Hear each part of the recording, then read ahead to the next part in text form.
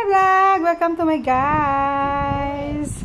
For today's video mga langga, ayan, gagawa tayo ng beetroot juice. Ayan, charot. Tama ba yun? Hindi ko alam. Basta ba yun na yun? Ay mga langga, gagawa tayo nito. Kailangan lang natin ng apple at saka carrot, syempre, at ang ating beetroot. Ayan.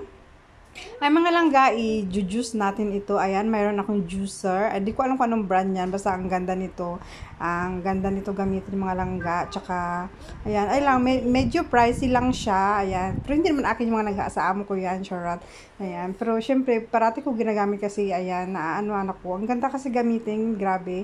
Tapos, grabe, charot. Ay mga langga, inuna ko ngayon ating apple. Ayan, gumamit ako ng 2 apple. Ayan, tsaka gumamit ako ng carrot, yung ilang carrot, apat ata o 5 carrot ginamit ko dyan mga langga. Ayan, ayan, ginos natin yan. Pagkatapos, ayan, ilalagay natin yung ating beetroot. Ayan, kailangan mo yung phone.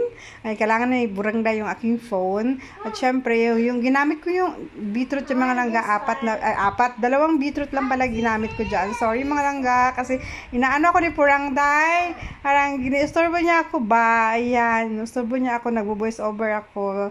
Charot-charot, may ito si Purangday on. Ay na nga, tapos na nga mga langga. Kaya ayan, isasalin na natin sa ating container. Ayan. Ang ganito nito bakla itong juicer na to. Kasi, tignan nyo mga langga, oh. Kasi meron siyang ano. Ayan, yung parang, nagbababos-baboy siya, diba? Tapos, inaano niya, sinasala niya. Ayan. Ay, nakagawa ako ng mga 1 liter ata dyan. 1 liter, hindi naman siguro mga langga, mga 500 ml lang yan. Ayan. Ayan, mga langga. Ayan, tapos na. O, diba? Ang bilis lang. At saka healthy pa. Ayan. Please share my video, mga langga. Ayan. At paki-share naman and like. Charot-charot. Ayan. Thank you for watching, mga langga. See you on my next video kung kailan na naman ako gagawa. Kung hindi ako tamarin. Thank you!